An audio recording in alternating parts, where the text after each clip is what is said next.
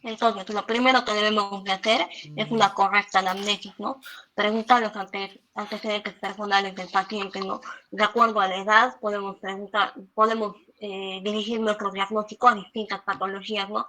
Por ejemplo, si se trata de un recién nacido, podemos pensar de que se trata de una patología congénita. En un paciente lactante podemos pensar en una invaginación. En adolescentes o adultos jóvenes también podemos pensar en una apendicitis, ¿no? Y en un paciente que tenga edad avanzada, podemos pensar en lo que es una neoplasia. También tenemos que preguntar, ¿no?, al paciente las enfermedades previas que ha tenido, si consume algún tratamiento, por ejemplo, AINE, si toma anticoagulantes. Podemos preguntar también, ¿no?, antecedentes quirúrgicos, porque se puede tratar, ¿no?, de adherencias o bridas. Y también si es mujer, preguntando lo que es la fecha de la última regla, pensando en un posible embarazo. Ahora, de acuerdo a la cronología del dolor, también podemos enfocar nuestro diagnóstico, ¿no? Si el dolor es súbito, podemos pensar en una perforación, un infarto, un neumotórax, la torsión testicular.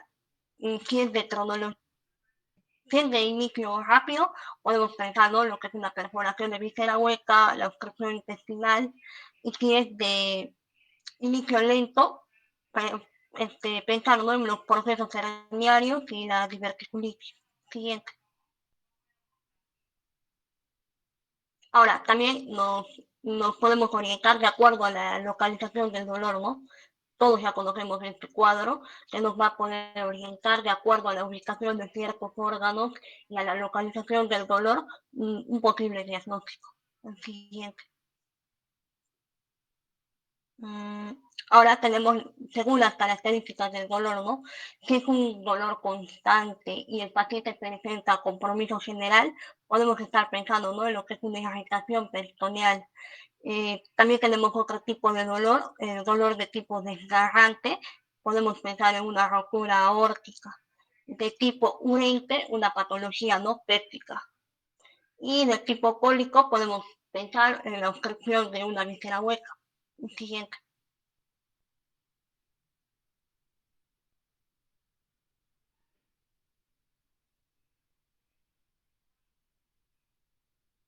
Bueno, acá también podemos ver, ¿no?, según lo que es la irradiación del dolor, podemos pensar, por ejemplo, en la patología biliar, la patología hepática. Por ejemplo, en la patología biliar, el dolor va a ser irradiado hacia lo que es el hombro, ¿no? Inclusive también algunas veces la mandíbula. La patología de lo que es el páncreas, ¿no? El dolor en cinturón. Siguiente. Y también tenemos que ver, ¿no?, qué síntomas acompañan al dolor abdominal en nuestro paciente. Puede ir acompañado, ¿no?, de lo que es la hematemesis, lo que es la ictericia, la colia. Siguiente. Y a la exploración física, ¿no? Lo primero es ver cómo se encuentra el paciente, los signos vitales, ver su nivel de conciencia, el grado de hidratación, la coloración de la piel, de las mucosas y la actitud, ¿no?, en la que se encuentra el paciente. Siguiente. No olvidar, ¿no?, lo que es la exploración de lo que es la cavidad torácica, ¿no?, lo que es la auscultación. Siguiente. La percusión. Y lo más importante, ¿no?, que es el examen a nivel abdominal, a la inspección, ¿no?, valorar lo que es la actitud del paciente, valorar, ¿no?, si presenta lo que es la respiración superficial, la cicatriz, para ver si ha podido tener alguna cirugía previa, alguna acumulación, si presenta, ¿no?, circulación colateral o si presenta, ¿no?, asimetrías en el abdomen. A la auscultación, ver, ¿no?, lo que es los movimientos peristálticos, los ruidos hidroaéreos, algunos borborismos y si presenta, ¿no?, también ruidos metálicos. Siguiente. Y a la palpación, ¿no? No olvidarnos de los signos más importantes que tenemos, ¿no? Como es el signo de Bloomberg, que es conocido también, ¿no?, como el signo del rebote, que se va a caracterizar, ¿no?, por el dolor en la descompresión abdominal en lo que es la fosa ilíaca derecha, ¿no? Es un signo característico de lo que es la apendicitis. También tenemos, ¿no?, lo que es el signo de Murphy, que se produce, ¿no? Al comprimir lo que es el hipocondrio derecho, donde se encuentra, ¿no? Lo que es la vesícula biliar, y el paciente debe de inspirar profundamente. Este va a ser un signo característico de lo que es la colecistitis. Siguiente.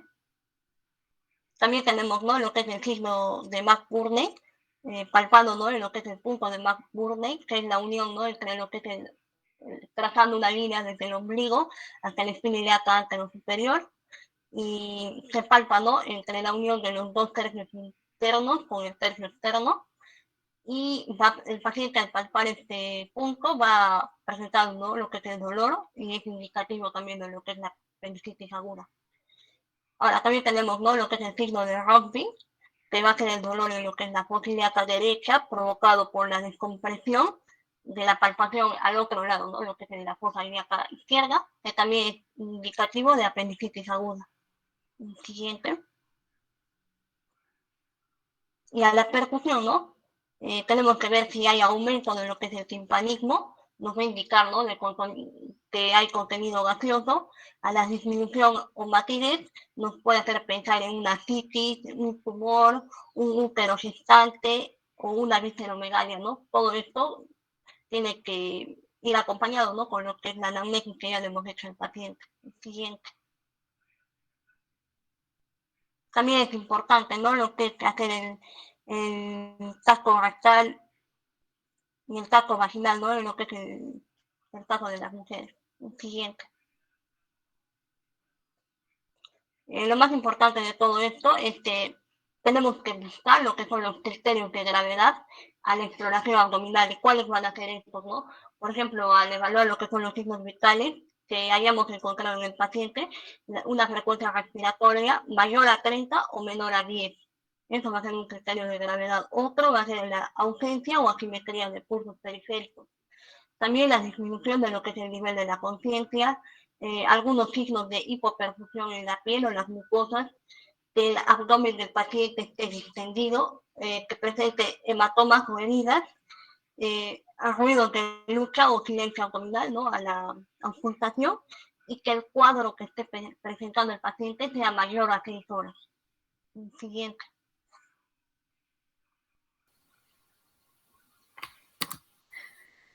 Bueno, continuando, doctor, ahora vamos a hablar de lo que son las pruebas complementarias, ya sea en el ámbito laboratorial e imagenológico, sobre todo. Luego de haber sospechado o hacer la parte clínica, ¿no? Tenemos que ayudarnos con las pruebas complementarias y para ello vamos a tener que pedir algunas pruebas, sobre todo guiándonos al diagnóstico probable que esté presentando el paciente. No es pedir por pedir tampoco, ¿no? Bueno, ¿cuándo? Tenemos que iniciar con lo que son pruebas complementarias, cuando no se ha llegado al diagnóstico certero en lo que es la clínica, ¿no? Para valorar también el grado de repercusión clínica y para el seguimiento y ver la evolución del paciente. Va a ser útil, nos dicen, ¿no? Sobre todo va a ser útil para modificar la actitud diagnóstica, también para ver la parte terapéutica y sobre todo confirmar el diagnóstico, ¿no? Antes de solicitar la prueba tenemos que preguntarnos, ¿no? ¿Se habrá realizado ya otra prueba? ¿Qué esperamos encontrar en la exploración? Después de la exploración clínica, qué pruebas necesitamos y cuál sería la exploración o la prueba más adecuada para pedir. También conocer las limitaciones de las pruebas complementarias o de la técnica, ¿no? Si necesitamos y si hay dudas, cuál sería la prueba más adecuada de elegir. Entonces, en general se dice que siempre se debe de pedir lo que es un EKG, un laboratorio, un radiológico, una ecografía o una tomografía, dependiendo del caso, ¿no? Entonces, en las pruebas diagnósticas vamos a ver primero lo que son los datos del laboratorio. Como ya les mencionaba, estas van a estar orientadas a confirmar o descartar la sospecha diagnóstica inicial. Entonces vamos a obtener también información sobre el origen del dolor abdominal sin una etiología clara que esté presentando el paciente. Siempre se debe de pedir lo que es un hemograma, valorando lo que es la parte del hemoglobina, el hematocrito, ¿no? Por ejemplo, si vemos un hematocrito que está descendido, vamos a pensando en un grado de deshidratación o también de sangrado, o que el paciente esté presentando vómitos o tratamiento de líquidos en las asas intestinales dilatadas, estas asociadas a lo que es el dolor abdominal agudo. También debemos de buscar lo que es los signos de anemia, ¿no? pensando en lo que es un hemoperitoneo, una úlcera de hemorragia digestiva alta o también pensando en una hemorragia digestiva baja. Esto asociado a lo que es la clínica, ¿no? Vamos a ver que un valor bajo de hematocrito sin signos de sangrado externo nos va a indicar que el paciente puede estar presentando una pancreatitis necrosante, un hemoperitoneo, una rotura de embarazo ectópico, una rotura de aneurisma. Entonces tenemos que saber la parte clínica para nosotros saber qué probablemente esté presentando el paciente. En cuanto a lo que son leucocitos, vamos a ver que la leucocitosis con desviación a la izquierda puede estar indicándonos un proceso séptico, una necrosis ística, y la leucopenia con dolor en el abdomen inferior es característica de otras infecciones, ¿no? También nos dice que el recuento leucocitario alterado en un 80% va a estar en lo que son las apendicitis, como ya sabemos, ¿no? Y en lo que es la leucocitosis, también puede estar presente en lo que es la isquemia intestinal y la peritonitis. Y si hay un dolor abdominal asociado a eosinofilia, podemos estar pensando también en linfomas, gastritis eosinofílica e hidatidosis complicada. En cuanto a la bioquímica sanguínea, tenemos que determinar, ¿no? Sobre todo enzimas hepáticas y pancreáticas, las cuales van a darnos una patología determinada. Tenemos que medir lo que son enzimas hepáticas, también la fosfatasa alcalina, la GGT, la bilirrubina, ¿no? Pensando en ictericia obstructivas o procesos de colangitis. También en pacientes con dolor abdominal agudo el dolor centrado en lo que es el cuadrante superior derecho del abdomen, epigástrico o región periumbilical. Bueno, y como ven, siempre la clínica va a ir asociada, ¿no? También pensando en colecistitis aguda o sospecha de pileflebitis. En cuanto a lo que es la lipasa y la milasa, también va a ser muy importante determinarla, sobre todo en cuadros de pancreatitis aguda. Pero no solamente la milasa va a estar, o bueno, la alteración de estas enzimas van a estar presentes en pancreatitis aguda, también tenemos que sospechar en otras patologías, como por ejemplo oclusión intestinal con estrangulación, perforación de úlcera gastroduodenal, isquemia mesentérica aguda y también las causas ginecológicas. Se dice también que en los casos de que la milasa esté elevada, puede ser normal en lo que son casos de hiperlipidemia, en pacientes alcohólicos, pacientes ancianos, colecistitis aguda, también en cuadros patológicos ya como trombosis mesentérica, peritonitis, hepatitis viral, anemia intensa, también durante la administración de opiáceos. Entonces tenemos que saber que las enzimas pancreáticas no solamente van a estar elevadas en pancreatitis, ¿no? También tenemos que sospechar en otras causas. También vamos a ver cuando hay un aumento de la LDH, la fosfatasa alcalina y la milasa, tenemos que estar orientándonos a una necrosis gangrenosa intestinal, pero esto siempre asociado a la clínica, como ya les mencioné. También pedir lo que es, ¿no? La glucosa, urea creatinina, pensando en procesos, para descartar procesos como por ejemplo enfermedad renal crónica o alteraciones, ¿no? A nivel de ello. También ver lo que es la gasometría. Vamos a tener que medir siempre esa parte también, sobre todo en el contexto de un abdomen agudo, cuando se detecte lo que es acidosis metabólica, ya que va a estar orientada, por ejemplo, procesos de sepsis, shock, ingesta de tóxicos, cetoacidosis, insuficiencia renal, enfermedades vasculares mesentéricas. Entonces, en esas situaciones también va a ser muy importante determinar el lactato sérico, ¿no? En cuanto a lo que es pruebas de orina, se tiene que realizar siempre las pruebas de orina, sobre todo usando la tira reactiva, ¿no? Se debe pedir también un examen de orina completo con sedimento, ver lo que son iones, creatininas, si solamente hay insuficiencia renal o cuando se tenga alguna diagnóstica con respecto al origen nefrológico, ¿no? Asociado al cuadro clínico. También ante la sospecha de lo que es embarazo ectópico, en una mujer en edad fértil con dolor abdominal agudo, se tiene que determinar, ¿no? El beta-HCG en sangre o en orina para descartar si es que existe un embarazo ectópico. También, ya hablando de lo que es orina, vamos a ver que la microhematuria y el dolor abdominal agudo nos va a sugerir un cólico nefrítico, ¿no? También en la milasuria puede estar, estamos sospechando en una pancreatitis, ¿no?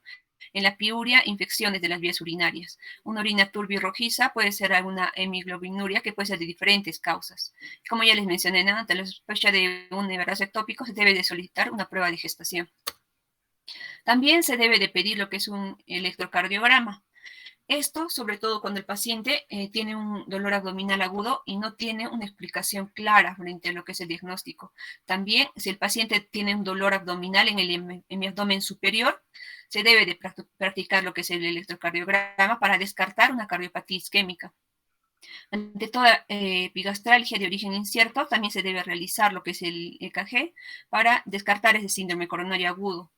Siempre tiene que ir asociado a los factores de riesgo cardiovasculares y a los antecedentes del paciente, ¿no? Ya que sabemos que los pacientes con disfunción miocárdica pueden desarrollar una isquemia intestinal, entonces puede haber afección también a nivel gastrointestinal.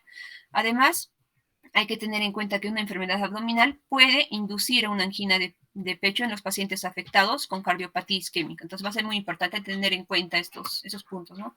En cuanto a lo que es la parte radiológica, vamos a ver la exploración de imágenes. Siempre es bueno pedir lo que es la radiografía simple de abdomen, ¿no? En sospecha, por ejemplo, de signos de perforación, obstrucción intestinal o ingestión de cuerpos extraños. Se debe de pedir una radiografía simple de abdomen en PA, también en lateral, para descartar, por ejemplo, procesos como el neumoperitoneo. Vemos aquí, ¿no? El famoso signo de Jobe.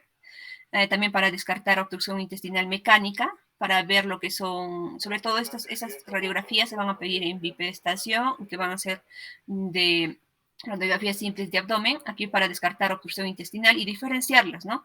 La parte de la obstrucción mecánica, como vemos aquí los niveles hidroaéreos, la ausencia de gas en la ampolla rectal, también la obstrucción intestinal funcional o el famoso hilio paralítico, ¿no? Lo que es el signo de monedas o apilamiento de monedas, y la dilatación, por ejemplo, de haces intestinales, entre otras, ¿no? Entonces, esto va a ayudarnos a nosotros poder dar nuestro diagnóstico final o confirmar la sospecha diagnóstica.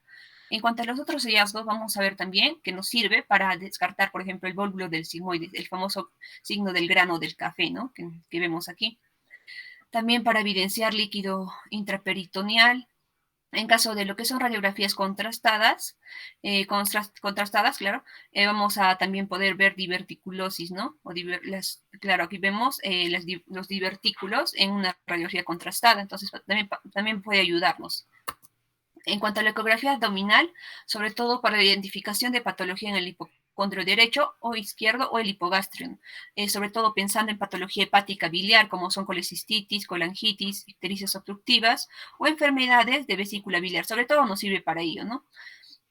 También para poder diferenciarlas, si es que existe un aneurisma de la aorta abdominal o en caso de embarazo también, las ecografías nos van a ayudar mucho. En patología urológica también, cuando estemos pensando en litiasis renal, hidronefrosis, absceso perirrenal. Entonces también ahí va a servirnos la ecografía. Como ya les mencionaba, siempre es bueno solicitar el estudio ecográfico, urgente sobre todo, cuando se sospecha de esas patologías, como por ejemplo patología biliar y pancreática, apendicitis aguda, abdomen agudo de origen ginecológico, invaginación intestinal, patología nefrológica, traumatismos abdominales con ruptura visceral o hemoperitoneo, colecciones intraabdominales, aneurisma de la aorta, neumoperitoneo, entre otros, ¿no? Y aquí vemos, ¿no? Algunas ecografías que nos van a evidenciar, por ejemplo, colecciones líquidas que van a estar asociadas al hemoperitoneo, a los abscesos, ya sean hepáticos, quistes también, ¿no? Presencia de quistes.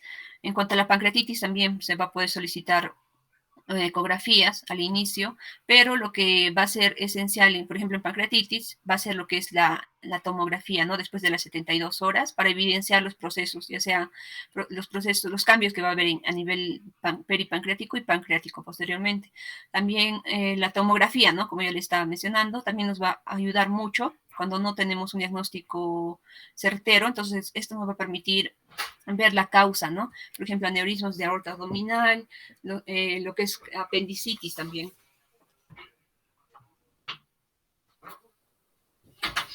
Ya, bueno, continuando también, la tomografía nos va a ayudar a diferenciar lo que son bueno, en casos de diverticulosis y diverticulitis, ¿no? En abscesos hepáticos también, aquí vemos un absceso hepático, en los traumatismos también, por ejemplo, trauma hepático, trauma renal, entonces, sobre todo trauma hepático, ¿no? Que nos va a ayudar a evidenciar los signos radiológicos, tomográficos. La angiografía, sobre todo, esto se va a utilizar cuando nosotros estemos pensando en procesos de oclusión o de isquemias mesentéricas. Entonces ahí vamos a poder ver cómo es vamos a perfundir, ¿no?, la papaverina intraarterial para neutralizar el vasoespasmo en la isquemia mesentérica aguda. Y vamos a poder perfundir los agentes trombolíticos. Entonces nos sirve para el diagnóstico y también para el tratamiento. Y aquí vemos algunos signos clínicos y unas patologías frecuentes, como por ejemplo la rotura de aneurisma abdominal. Nos va a dar un dolor epigástrico intenso que se irradia hacia la espalda de inicio brusco. A veces el dolor se presenta desde varias semanas atrás, ¿no?, con una masa pulsátil en el epigastrio. Suele darse en pacientes varones de edad avanzada y también ahí se debe de pedir una ecografía, una tomografía de abdomen. En el caso de mi hemoperitoneo, pensando en una rotura esplénica, también el dolor es de comienzo súbito, con palidez, shock, distensión abdominal y leve peritonismo. Entonces ahí tenemos que iniciar con pidiendo una ecografía. En cuanto al infarto agudo de miocardio, que ya les mencionaba, también se puede presentar como un dolor epigastrio, como un dolor en el epigastrio, sobre todo en pacientes ancianos, diabéticos y pacientes con factores de riesgo cardiovascular. Entonces se debe iniciar con un ecocardiograma. En el embarazo ectópico, ¿no?, que va a ser un dolor anexial, agudo, acompañado de signos de hipovolemia en muchos casos. Entonces tenemos que pensar en una mujer en edad fértil, pedirle su ecografía, su beta-HCG. En cuanto a la perforación de víscera hueca, va a ser un dolor muy intenso que también es súbito, ¿no? El paciente va a estar inmóvil con signos de irritación peritoneal generalizada. Entonces tenemos que iniciar con su radiografía de tórax y también de abdomen, pensando en lo que es un neumoperitoneo, ¿no? En la obstrucción intestinal igual, ¿no? Vamos a encontrar un dolor cólico, inicialmente con aumento de ruidos hidroaéreos, posteriormente con dolor continuo, irritación peritoneal y después disminuyen los ruidos hidroaéreos, un abdomen distendido y la timpanización. Tenemos que iniciar pidiendo una radiografía simple de abdomen. Ahí vamos a evidenciar las famosas asas dilatadas y los niveles hidroaéreos que ya les mencioné. Igual en la apendicitis aguda, en la colecistitis, en la pancreatitis, isquemia mesentérica, diverticulitis y cólico ureteral, ¿no? Ya. En cuanto al tratamiento, ya hablando del tratamiento, va a depender de la etiología y de lo que estemos pensando en nuestro paciente, ya sea si estemos frente a nuestro paciente inestable o estable. ¿Qué va a pasar con los pacientes? Bueno, primero, en general, ¿no? Les voy a decir que el tratamiento va a ser con medidas generales, luego farmacológicas y por último se decide si es quirúrgico o no quirúrgico. Y justamente ahí viene, ¿no?, lo que es el tratamiento en urgencias, sobre todo, va a depender mucho de la estabilidad o la inestabilidad del paciente. En cuanto a lo que es el paciente estable, se debe hacer una evaluación inicial y una evaluación secundaria, sobre todo realizar la historia clínica, la admisión en enfermería en triaje, la toma del EKG, si es que el paciente ya tiene factores de riesgo cardiovascular o es paciente mayor a 40 años, se debe colocar una sonda nasogástrica si hay distensión abdominal o sospecha de obstrucción y una sonda nasogástrica, ¿no?, que les dije. También canalización de la vía venosa periférica, examen de muestra de sangre y orina. También, si no es necesario o si no es estrictamente necesario, no se administra analgesia hasta que no se haya elaborado un diagnóstico o haya habido una valoración especializada. Si a pesar de la valoración clínica y los exámenes auxiliares no se llega a un diagnóstico, se mantendrá al paciente en observación y evaluación, ¿no?, de forma continua, manteniendo en ayunas, en tracción intravenosa, en caso de que el paciente entre a sala, ¿no? Mantener al paciente en sala de observación para una reevaluación médica e informar a los familiares en cuanto a lo que es el avance diagnóstico. ¿Qué pasa en los pacientes inestables? Estos se les debe de hacer una canalización de una vía periférica, dar lo que es cristaloides, monitorizar los signos vitales, también lo que es la sonda nasogástrica, poner una sonda vesical si es necesario, toma de muestra y exámenes complementarios, la oxigenoterapia si presenta una saturación de oxígeno menor a 92, el manejo de shock con cargas de lactato, se amerita, ¿no? Y hacer lo que es la historia clínica y el examen físico, buscar lo que son causas y diagnósticos diferenciales y una interconsulta a cirugía, ¿no? De acuerdo para valorar el grado si es quirúrgico o no quirúrgico. Entonces, aquí hay algunos criterios de ingreso. Todos los pacientes con dolor abdominal agudo sin repercusión hemodinámica, después del estudio inicial, en el área de consultas de servicio de urgencias, Si no se determina la causa, se debe ingresar al área de observación para completar lo que es el estudio y reevaluar al paciente.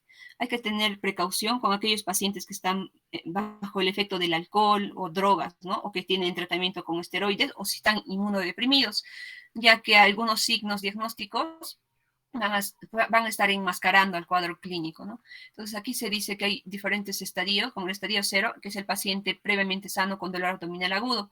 Tenemos que determinar si estamos frente a una patología leve, entonces no se hospitaliza al paciente, solo se observa y se da la valoración por especialista o interconsulta, ¿no? Si es un proceso no es un proceso intraabdominal, no se hospitaliza, pero sí se pone en observación al paciente. Hay otro estadio, cuando el paciente está con dolor abdominal agudo, con un padecimiento intraabdominal, ahí se debe de hospitalizar y al paciente suspender la vía oral, en caso de pancreatitis, por ejemplo, ¿no? Examen clínico repetitivo, exámenes de laboratorio, no se debe dar antibióticos ni analgesia, valorar por cirugía. En el estadio 2 es un paciente con patología intraabdominal de cada categoría especializada. Ahí tenemos ya lo que les mencioné, ¿no? Hemodinámicamente inestable y hemodinámicamente estable. Ahí se debe hospitalizar, suspender la vía oral, líquidos intravenosos, solicitar para clínicas y la valoración de los especialistas. En cuanto a lo que son medidas generales, vamos a ver que el paciente tiene que entrar en una dieta absoluta. Si el paciente está dinámicamente inestable, debemos de canalizar una vía periférica, preferentemente con un catéter central y administrar solución glucosilada, casi dice a razón de 2.500 a 3.000 mililitros por 24 horas, corrección de lo que es la alteración hidroelectrolítica, si fuera necesario, transfusión de sangre, descompresión intestinal, si es necesaria, con sonda nasogástrica o aspiración continua en caso de obstrucción intestinal. También administración de antieméticos si amerita el paciente, como por ejemplo la metoclopramida en ampollas de 10 miligramos, en dosis de 10 miligramos cada 8 horas por vía intermuscular o endovenosa, en caso de que la sonda nasogástrica no esté indicada. Y como ya les mencioné, el dolor abdominal agudo, tenemos que valorar lo que son signos vitales, ¿no? Luego ver al paciente si está inestable o si entra lo que es la cirugía. Y ahí ya tenemos que hacer un manejo de shock, valoración urgente por el cirujano. En caso que esté estable, tenemos que hacer lo que es historia clínica, la exploración física, las pruebas complementarias. Y si no tiene un diagnóstico, y la sospecha de abdomen agudo quirúrgico persiste, el paciente pasa a observación, luego valoración por el cirujano. Si es que el paciente tiene una patología diagnosticada que no precisa tratamiento quirúrgico, se le da un tratamiento médico, ¿no? Y se le valora por lo que son interconsultas. En cuanto al tratamiento analgésico, actualmente, bueno, antes nos decían que no se debería de dar analgésicos, ya que podría confundir el cuadro o tapar el cuadro, ¿no? El cuadro principal. Entonces, actualmente se dice que los analgésicos pueden ayudar al diagnóstico, facilitando lo que es la anamnesis y la exploración física del paciente, reducir la ansiedad del paciente y relajar la musculatura abdominal. Además, se ha demostrado que de analgesia, lo que él quería decir, ¿no? La analgesia no enmascara los hallazgos exploratorios ni conlleva un aumento de la mortalidad. Entonces, sí se puede administrar lo que son los siguientes fármacos, ¿no? Como por ejemplo el paracetamol, frascos de 100 mililitros con 1 gramo, en dosis de 1 gramo cada 6 horas por vía endovenosa, infundido en 15 minutos. El ketoprofeno, en ampollas de 50 miligramos, en dosis de 50 miligramos cada 8 horas por vía endovenosa, para los que se diluye una ampolla en 100 mililitros de solución salina y se infunde en 20 minutos. También se puede utilizar el metamizol en ampollas con 2 gramos, en dosis de 2 gramos cada 6 horas por vía endovenosa, lo que se va a diluir una ampolla en 100 mililitros de solución salina fisiológica y se infunde en 20 minutos. Si el dolor no cede al administrar, por ejemplo, otro tipo de tratamientos como es el tramadol, si el dolor no cede al administrar estos fármacos iniciales, se debe de administrar lo que es el tramadol en dosis hasta 100 miligramos cada 6 horas por vía endovenosa, también diluyendo, ¿no? En una ampolla en 100 ml de solución salina, infundiendo en 20 minutos. Asimismo, también se puede administrar en infusión intravenosa continua. En ya casos que no ceda el dolor, se puede utilizar la morfina en dosis de 0.05 a 0.10 miligramos kilogramos endovenosa, en dosis típica para adultos, que es de 2 a 5 miligramos endovenosos. Se administra aproximadamente cada 15 minutos hasta que se controle el dolor. En cuanto a lo que es un agente de acción más corta, se puede administrar también el fentanilo, Aquí tenemos lo que es la dosis y siempre vigilando los efectos adversos que pueda conllevar los medicamentos, sobre todo en particular lo que es el impulso respiratorio, bueno, evidenciando lo que es el paciente si está siendo tratado con estos opioides, ¿no? Y también en pacientes con dependencia de opioides o dolor crónico se requiere dosis mayores, ¿no? Y aquí tenemos la escala analgésica de la OMS, ¿no? Los escalones, vamos a utilizar un escalón 1 con analgésicos no opioides, como paracetamol, AINES, metamizol. Escalón 2, opioides débiles o coanalgésicos, como la codeína, el tramadol. Escalón 3, opioides potentes o coanalgésicos, como la morfina, oxicodona, fentanilo, o metadona o buprenorfina. Y aquí ya son métodos, escalón 4 es los métodos más invasivos asociados o no a coanalgésicos. Y aquí había una tablita en cuanto a la edad pediátrica, ¿no? Por ejemplo, en dolor leve podemos utilizar lo que es el paracetamol, ya sea vía oral, rectal, intravenosa, el ibuprofeno. Dolor moderado, el metamizol más buscapina o el tramadol, y en dolor intenso el cloruro mórfico o la morfina, ¿no? Y aquí otro cuadrito, otro algoritmo que ya les mencioné, en caso de dolor abdominal, ver la historia clínica, la exploración física, si el paciente está inestable o no está inestable, si se sospecha de abdomen quirúrgico o no. Entonces, siempre las pruebas complementarias van a ir ahí, ¿no? Y tenemos que ver si el paciente está estable o inestable para ver, ¿no? Si va a cirugía o si da un tratamiento médico. Aquí también otro algoritmo para el manejo de abdomen agudo en sala de emergencias. Casi es lo mismo que les mencioné, ¿no? Y acá algunas recomendaciones en el momento del alta. Evaluar al paciente en urgencias cuando el diagnóstico de dolor abdominal es inespecífico. Es necesario que se reevalúe al paciente, ¿no? En las 8 a 10 horas siguientes. El paciente debe volver a consultar al servicio de urgencias si presenta alguna de las siguientes circunstancias, como por ejemplo, focalización o empeoramiento del dolor al toser o estornudar, o ausencia de mejoría en las siguientes 24 horas. También intolerancia oral, especialmente si hay disminución de la diuresis. También si el paciente presenta síncopes, sangrado, vómitos en heces, fiebre elevada, escalofríos, distensión abdominal o cualquier nuevo o agravamiento de otro síntoma ya existente al inicio.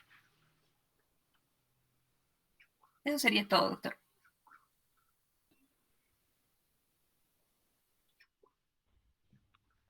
A ver, muy bien, vamos a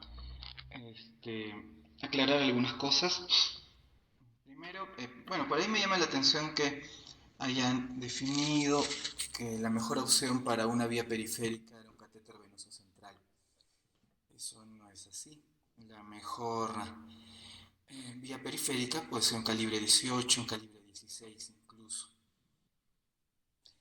Sobre el síndrome doloroso abdominal, si bien es cierto, es una entidad bastante común en todas las salas de emergencias a nivel mundial, debemos de hacer la diferencia entre qué síndrome doloroso abdominal es agudo, perdón, es quirúrgico y cuál es no quirúrgico. Las emergencias básicamente están relacionadas con aquellos síndromes dolorosos abdominales quirúrgicos.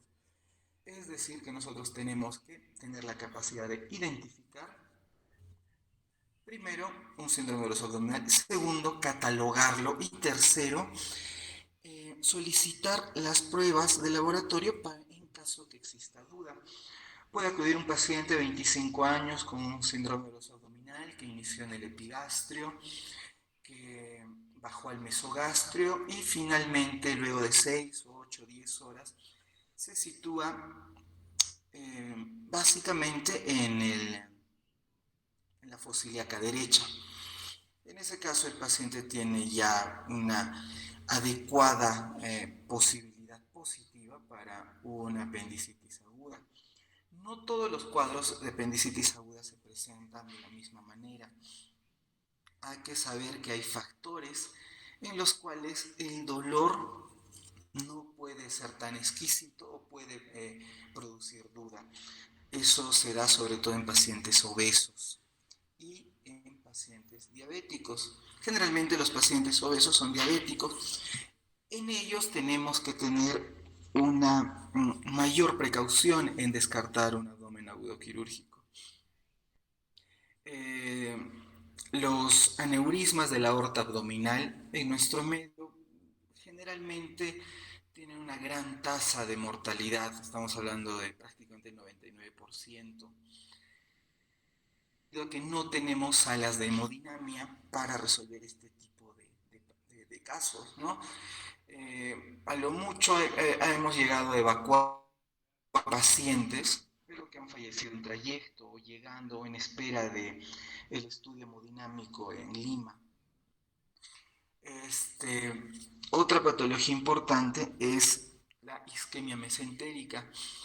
La isquemia mesentérica se asocia con el dolor abdominal más agudo posible, un 10 de 10, consideremos. Lamentablemente el diagnóstico del tratamiento siempre es quirúrgico. Bueno, se están ideando algunas formas de trombólisis, pero en la actualidad la literatura nos dice que el tratamiento es quirúrgico. Con una mortalidad de hasta el 80% post cirugía, es decir, si ha sobrevivido a la cirugía, el 80% va a fallecer. Los síndromes dolorosos abdominales que son emergentes y que no tienen un desarrollo quirúrgico o un manejo quirúrgico de nuestro interés, en nuestro medio básicamente va a ser un infarto agudo de miocardio. Entonces, debemos de tener claras esas posibilidades. Punto aparte, o entre paréntesis si quieren, están los síndromes dolorosos abdominales o abdominopélvicos en mujeres en edad fértil. Es también una gran causa de mortalidad cuando no se han diagnosticado a tiempo un embarazo ectópico, un quiste anexial o cualquier anexitis, ¿no? Una complicación gineco-obstétrica quirúrgica. Siguen con la siguiente exposición, por favor.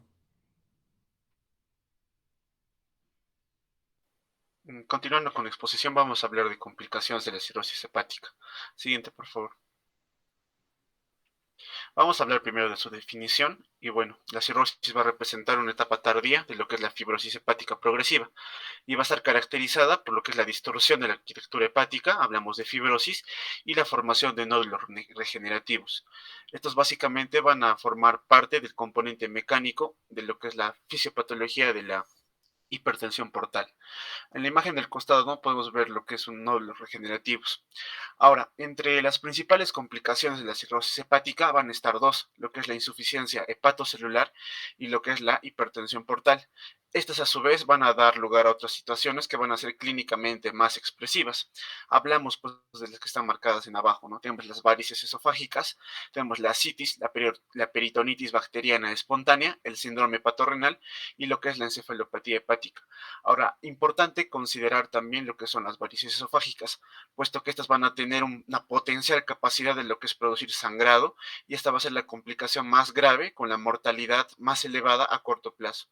Siguiente, por favor. Ahora, es importante ante para evaluar lo que son las complicaciones y también el grado de afectación, lo que es la escala de Child-Pugh, ¿no? Para lo que es cirrosis hepática. Esta escala va a medir varios parámetros entre laboratoriales y también al examen físico. Tenemos lo que es la albúmina, la bilirrubina, el tiempo de protrombina en segundos, lo que es la citis y también la encefalopatía. Como pueden observar en la parte superior, de acuerdo a los niveles de albúmina, bilirrubina, el tiempo de protrombina y también al grado de afectación de la citis y la encefalopatía, se le va a asignar puntos, ¿no? Y se le va a clasificar en 3 grados. Se le va a clasificar en grado A, en grado B y en grado C.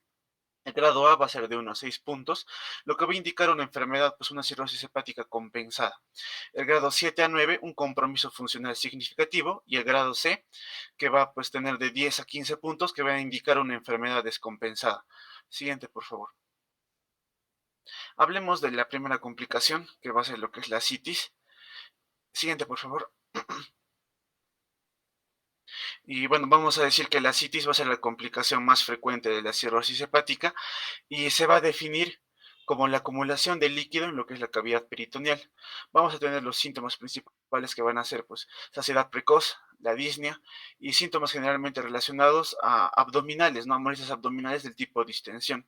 Ahora, en los signos de la exploración abdominal podemos encontrar abdomen abultado, matidez cambiante, oleada acítica. También podemos encontrar otros síntomas, ¿no? O mejor dicho, otros signos como por ejemplo el eritema palmar o las telangiectasias. Y las telangiectasias, mejor dicho. Siguiente. Esto forma parte de lo que es la fisiopatología de la formación de la citis y básicamente se considera como la teoría más aceptada a la teoría de lo que es la vasodilatación arterial periférica. Y bueno, ¿cómo se explica esto? Se explica pues por lo que es la hipertensión portal sinusoidal, lo que va a llevar a lo que es la vasodilatación arterial esplácnica. Esto va a llevar a que el cuerpo básicamente consigne que hay una disminución de la volemia, precisamente porque hay un aumento de la dilatación arterial. Entonces va a haber un volumen sanguíneo arterial efectivo disminuido, lo que va a llevar pues a mecanismos compensadores, como por ejemplo a la activación del sistema renina-angiotensina-aldosterona, que va a llevar a lo que es la retención de sodio-agua y posteriormente lo que es el incremento del volumen plasmático. Si esto se perpetúa, es decir, si no hay una homeostasis adecuada para lo que es el control de este mecanismo, va a llevar a lo que es la retención de agua y sodio y pues va a haber la formación de lo que es ascitis. Esto va a tener un mecanismo fisiopatológico similar a lo que es el síndrome hepatorrenal, ¿no? Y bueno, en la imagen del costado es un resumen. Como mencioné, el cuerpo va a pensar que va a haber una hipovolemia por la vasodilatación. Esto va a llevar a la activación del sistema renina-angiotensina-aldosterona y posteriormente lo que es la acumulación de sodio y agua que va pues predisponer a la formación de ascitis. Siguiente, por favor.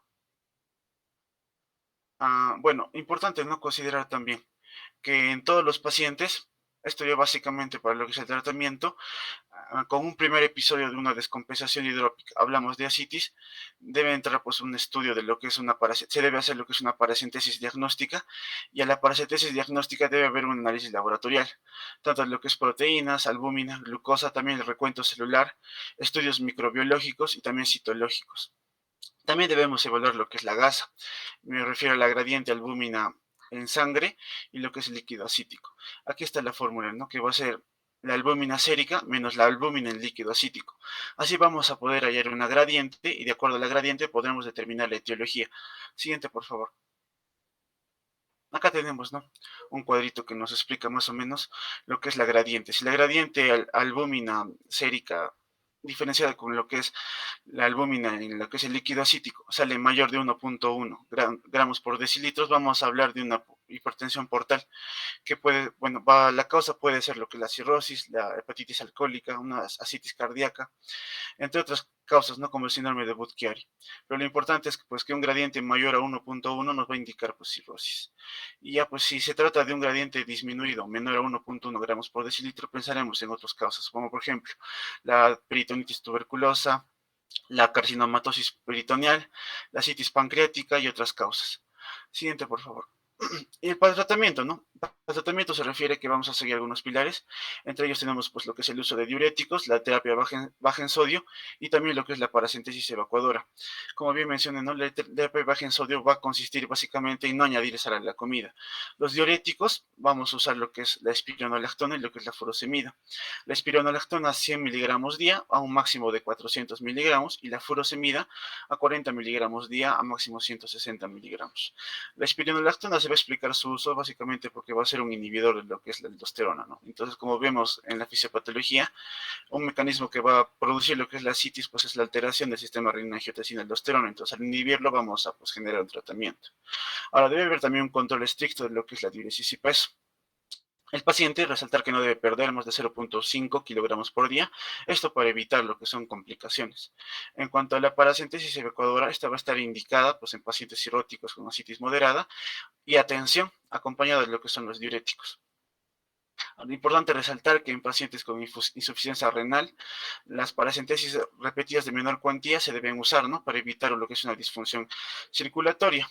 Ahora, para evitar lo que es el colapso circulatorio, se indica lo que se recomienda lo que es expansión de volumen plasmático y se puede usar lo que es la albúmina humana a 8 gramos por litro de líquido drenado.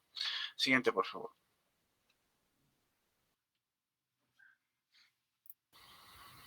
Bien, doctor, continuando con el tema, hablamos de lo que es el síndrome hepatorrenal, que es otra de las complicaciones que se va a presentar en los pacientes con cirrosis. Bueno, para recordar que el hígado y el riñón son dos órganos que juegan lo que es un papel importante en lo que es la hemostasia, tanto el primer órgano para regular actividades metabólicas y el segundo para eliminar lo que son los productos. Y el deterioro de ambos va a llevar a lo que es el síndrome hepatorrenal, teniendo como antecedente lo que es una cirrosis, ¿no?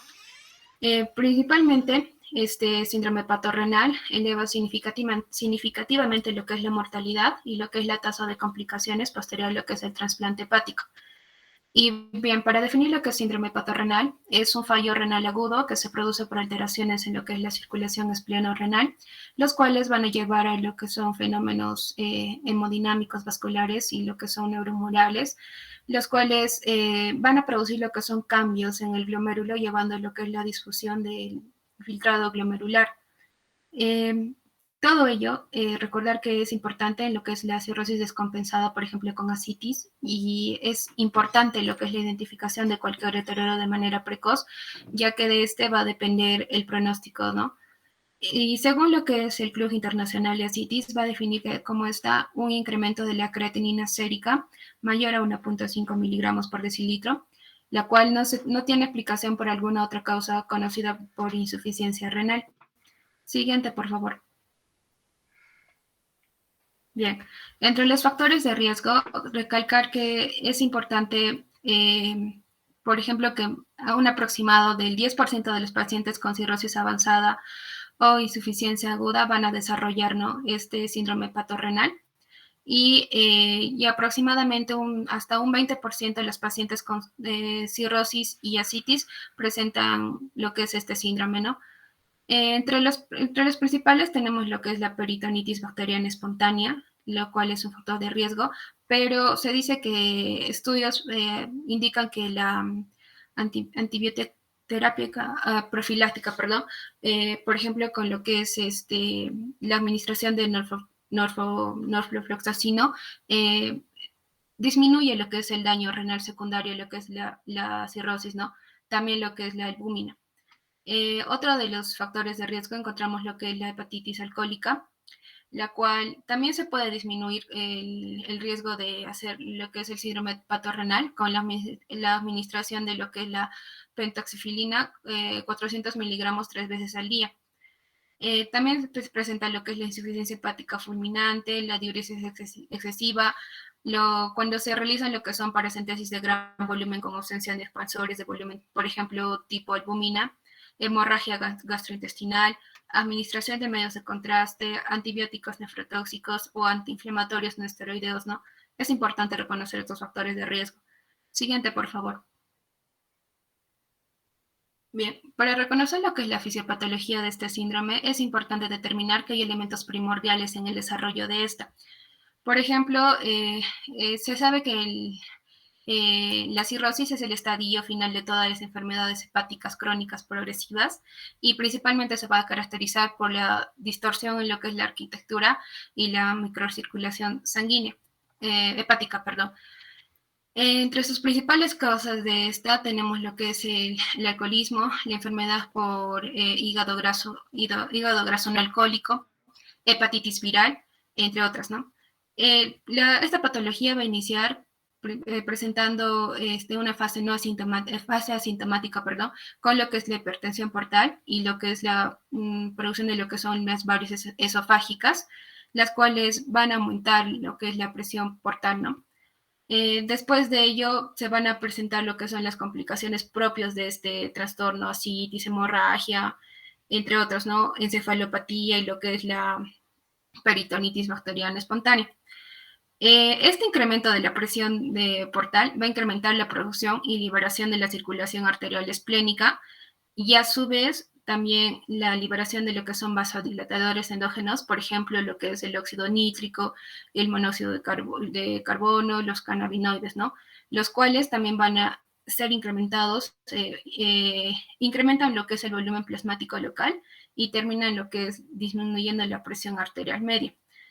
Entonces, todo ello va a llevar a lo que es la disfunción de este sistema, provocando lo que es la citis, peritonitis bacteriana y lo que es el síndrome hepatorrenal, ¿no?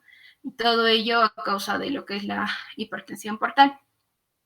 Es importante también recordar que los cambios estructurales y funcionales en un paciente cirrótico principalmente va a presentar lo que es hipertrofia cardíaca, disfunción diastólica y principalmente lo que es menor respuesta a estímulos inotrópicos y cronotópicos, ¿no?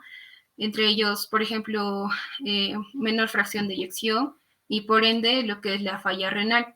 Cabe recordar que toda esta activación de los sistemas vasoconstrictores ante lo que es el estímulo vasodilatador va a representar lo que es el mediador principal de lo que es la disfunción tubular y hemodinámica del riñón. Y como consecuencia de todo ello va a llevar lo que es la isquemia renal, ¿no? Lo cual está principalmente estimulado por la liberación de lo que es la endotelina 1 y la hiperactividad del sistema nervioso simpático, llevando así a la disminución de la tasa del filtrado glomerular, ¿no? Siguiente, por favor. Bien, para el diagnóstico de este síndrome hepatorrenal, según el Club Internacional de Ascitis, demuestra lo que son criterios del síndrome hepatorrenal, según por ejemplo, que haya antecedentes de cirrosis con ascitis, diagnóstico de insuficiencia renal aguda, según los criterios aquí. Después, no haya respuesta tras 2 días de suspensión de diurético, expansión de volumen con albúmina 1 gramo por kilogramo. Y aquí también resalta que, por ejemplo, la creatinina sérica sea elevada, ¿no? Se eleve mayor a 1.5 miligramos por decilitro. Que haya ausencia de SHOT, ausencia de nefrotóxicos actuales que estén pasando a lo que es el paciente, ¿no? Por ejemplo, AINES, yodo, entre otros, ¿no? Ausencia de lo que son signos macroscópicos de daño renal, por ejemplo, definidos por proteinura mayor a 500 miligramos, microhematuria y que haya una ecografía normal, ¿no? Bueno, para definir bien esto del síndrome hepatorrenal, existe 2 tipos de síndrome hepatorrenal que principalmente, para recordar, ¿no? El primero está definido por lo que es una insuficiencia renal aguda rápidamente progresiva. Se va a diagnosticar cuando exista mayor aumento de la creatinina sérica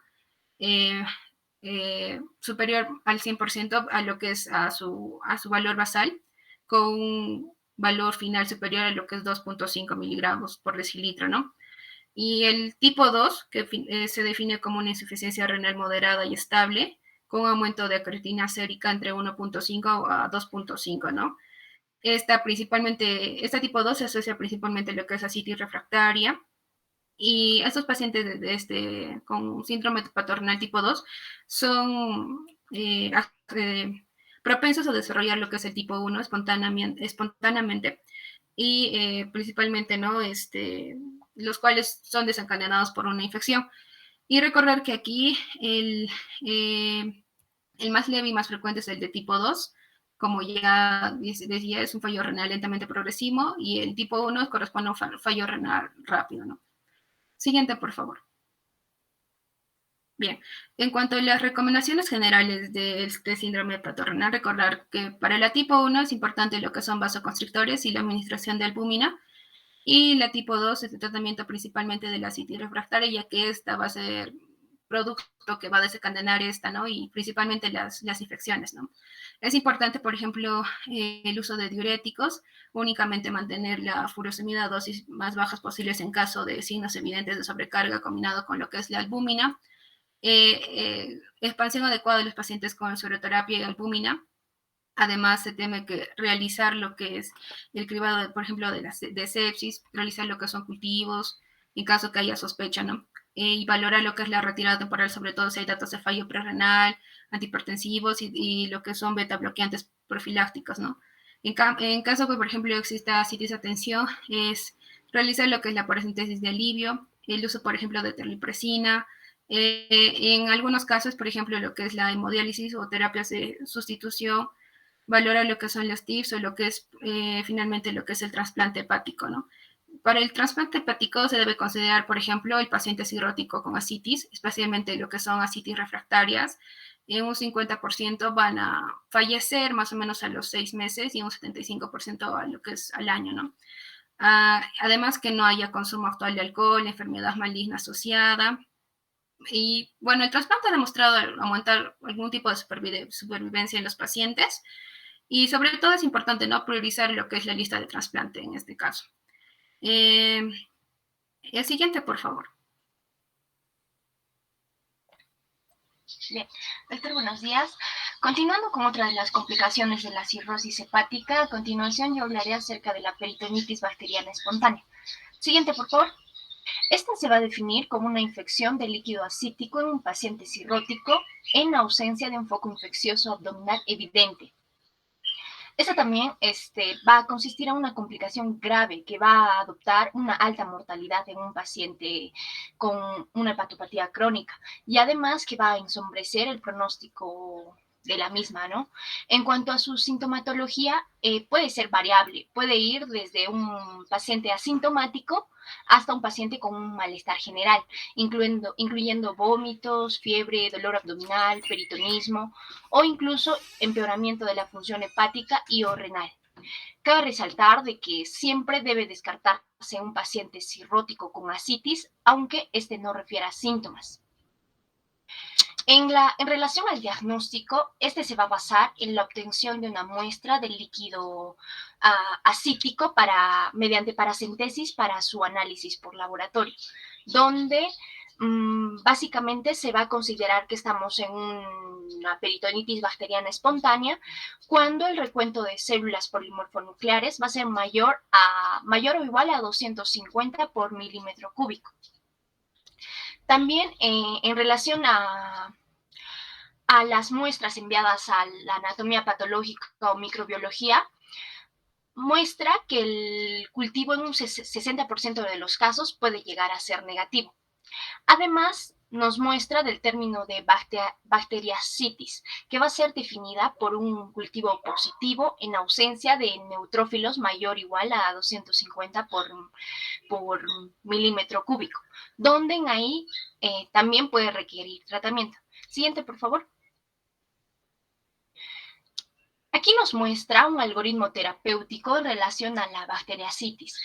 Es decir, digamos, tenemos un cultivo positivo y un recuento de polimorfonucleares menores a 250 por milímetro cúbico. En ahí va a ser necesario realizar una nueva paracentesis. Y si en esta nueva paracentesis, digamos, nos muestra un recuento de polimorfonucleares menores a 250 por milímetro cúbico y un cultivo nuevamente positivo, se va a tener que tratar como una peritonitis bacteriana espontánea. Lo mismo va a pasar si es que se tiene un cultivo positivo y un recuento de polimorfonucleares mayor a 250 por milímetro cúbico. Igualmente, se tienen que tratar como una peritonitis bacteriana espontánea. ¿Cuándo no se tiene que tratar? Cuando nos tenga un cultivo negativo y un recuento de polimorfonucleares menor a 250 por milímetro cúbico. Siguiente, por favor. También debemos considerar de que siempre se tiene que descartar la existencia de una peritonitis bacteriana secundaria a una perforación, donde esta va a estar caracterizada por aislamiento en el cultivo de múltiples microorganismos, una baja concentración de glucosa, es decir, menos de 50 miligramos por decilitro en el líquido ascítico, altas concentraciones de proteínas y LDH y cifras muy elevadas de neutrófilos en el líquido ascítico. Siguiente, por favor. En relación al tratamiento, ya que consideremos que los principales microorganismos que van a ser responsables de la peritonitis bacteriana espontánea van a ser tanto las enterobacterias como Escherichia coli, Klebsiella pneumoniae o estreptococos como el Staphylococcus pneumoniae, el tratamiento empírico va a comenzar con una cefalosporina de tercera generación.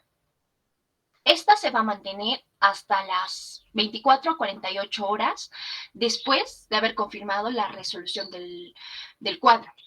O también puede ir a abarcar por 5 a 10 días. Si es que no hubiese resolución del cuadro, va a ser necesario realizar una nueva paracentesis, ¿no? Siguiente, por favor. Bien, acá observamos una tablita donde nos muestra las diferentes opciones que tenemos para el tratamiento antibiótico de la peritonitis bacteriana espontánea, donde tenemos antibióticos tales como la cefotaxima, ceftriaxona, amoxicilina con ácido clavulánico, ciprofloxacino. El ciprofloxacino va a ser dado en caso de que no esté recibiendo profilaxis con quinolonas. Y sus respectivas dosis. Por ejemplo, la cefotaxima, esta se va a dar a 2 gramos cada 8 a 12 horas vía intravenosa, la ceftriaxona de 1 a 2 gramos cada día vía intravenosa, la amoxicilina con ácido clavulánico, 1 gramo cada 8 horas vía intravenosa, y finalmente el ciprofloxacino, 400 miligramos cada 12 horas vía intravenosa. Bien, resaltemos de que para prevenir el síndrome hepatorrenal y mejorar la supervivencia, al tratamiento antibiótico se le tiene que añadir una expansión del volumen plasmático con la infusión de ceroalbúmina al 20%.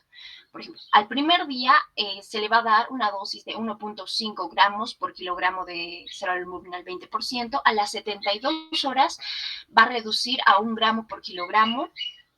Y además se menciona de que algunos autores solo van a recomendar esta práctica si es que van a haber datos de mal pronóstico, como creatinina mayor a 1.2 miligramos por decilitro, una urea mayor a 25 miligramos por decilitro o una bilirrubina total mayor a 3 miligramos por decilitro. Además, resaltemos de que en caso de una mala evolución, se debe realizar una paracentesis de control a las 48 horas. Y si el recuento de neutrófilos no ha disminuido al menos un 25%, va a ser muy probable de que el tratamiento fracase y se recomienda cambiar de tratamiento antibiótico, ¿no? Siguiente, por favor.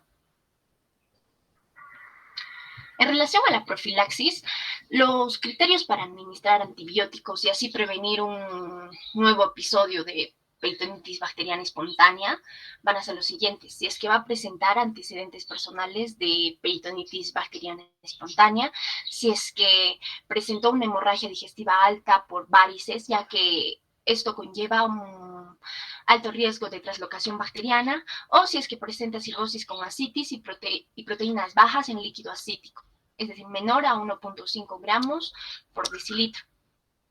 Y en ahí los fármacos recomendados van a ser ceftriaxona, 1 gramo cada 24 horas vía intravenosa durante 7 días. Si hay hemorragia digestiva alta, se recomienda norfloxacino 400 miligramos cada 24 horas vía oral como alternativa, ¿no? Y para la profilaxis ambulatoria se puede administrar también norfloxacino 400 miligramos cada 24 horas vía oral, y también tenemos alternativas como el ciprofloxacino o cotrimoxazol. Siguiente, por favor. Bien. Continuando con otra de las complicaciones, hablaremos acerca de la encefalopatía hepática. Siguiente, por favor. Esta básicamente se va a tratar de la alteración de la función del sistema nervioso central. Generalmente va a ser aguda y reversible, aunque algunas veces puede llegar a cronificarse. Y esta va a estar asociada a una hepatopatía grave, ¿no? En relación a su patogenia, aunque se menciona de que no esté totalmente definida, se le responsabiliza a la insuficiencia hepática, ya que gracias a esta, el hígado no va a ser incapaz de detoxificar correctamente las sustancias de desecho, tales como amonio, mercaptanos, GABA, dichas sustancias que van a ser perjudiciales para el sistema nervioso central. Y que a nivel de los astrocitos, estos van a llegar a metabolizar el amonio acumulado y estos se van a transformar en glutamina. Resaltemos que la glutamina va a ser una sustancia con acción osmótica que va a ocasionar tanto edema celular astrocitario como edema cerebral, ¿no?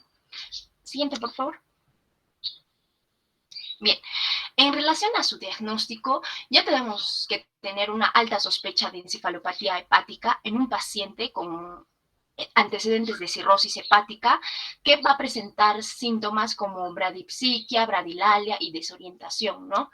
Acá se muestra una tablita de las manifestaciones clínicas que se pueden presentar en la encefalopatía hepática. Esta es la escala de Wetthaving, ¿no? Para la valoración de encefalopatía hepática según grados. Por ejemplo, en el grado número 1 se va a presentar síntomas como bradipsiquia, bradilalia, alteración del ritmo vigilia-sueño, pero va a mantener un estado de alerta. En el grado 2, aquí ya el paciente se presenta con una somnolencia, confusión, una conducta inapropiada o icterixis, ¿no? En el grado número 3 ya va a existir una marcada somnolencia, incluso estupor, y puede presentar agitación psicomotriz. En el grado número 4 ya aquí se presenta el coma hepático, ¿no?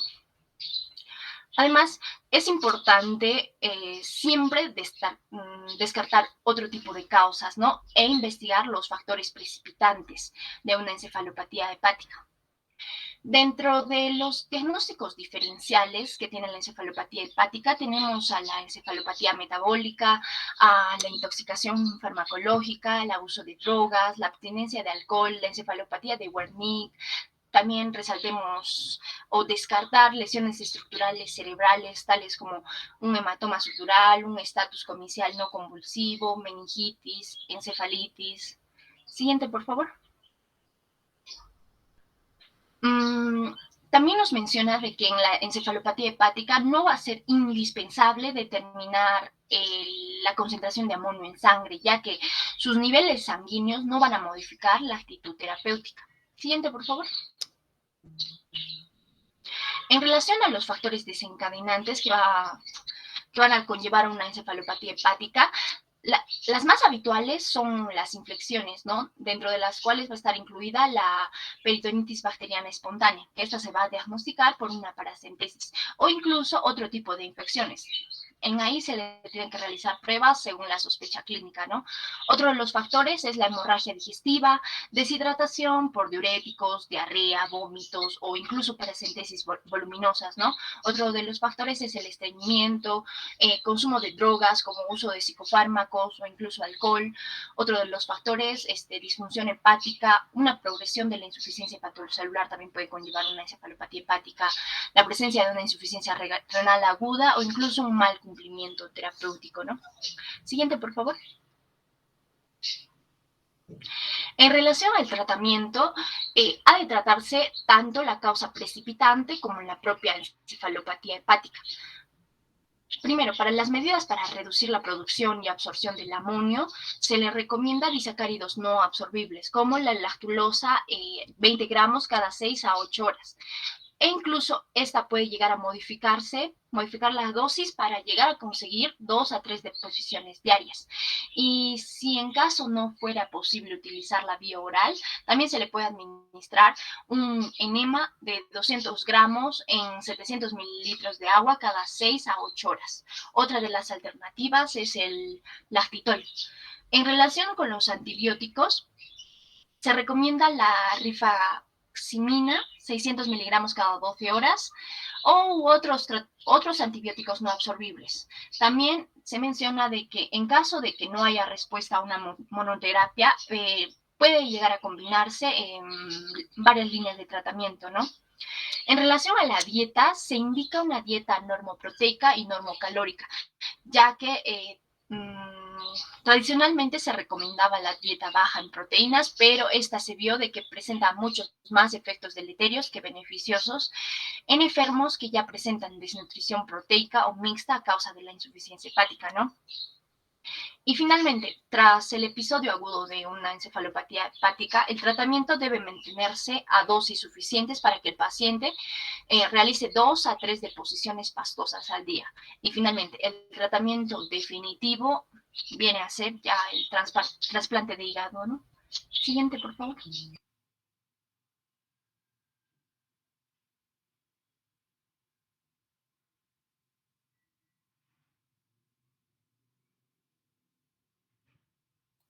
Bueno, ahora vamos a continuar con la exposición de hemorragia digestiva aguda. Para poder comenzar con la exposición de hemorragia digestiva aguda, tenemos que tener en cuenta las siguientes definiciones, que es hematemesis, melenas, hematoquesia y rectorragia. La hematemesis va a ser un vómito de sangre roja, digerida o en pozos de sangre. Bueno, las melenas van a ser heces negras pastosas y malolientes como alquitrán. Van a ser fétidas y bueno, la diferencia de estos dos mucho va a haber si es que ya ha habido, ha estado asociado con la secreción gástrica.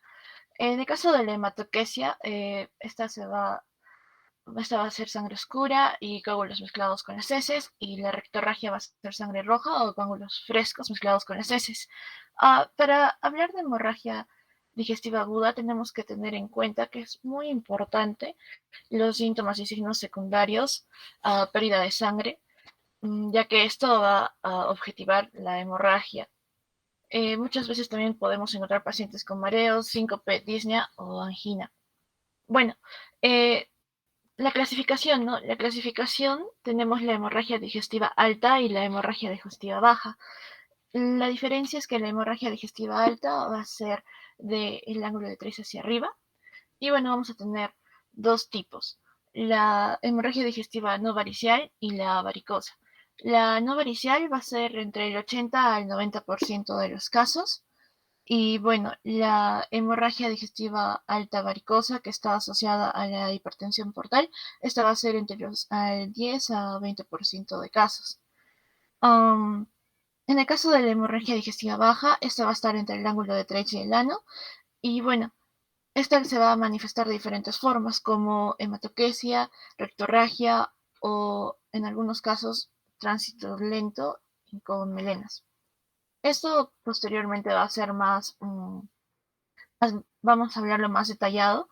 Ahora lo que vamos a hablar es sobre qué hacer respecto a la confirmación de la hemorragia.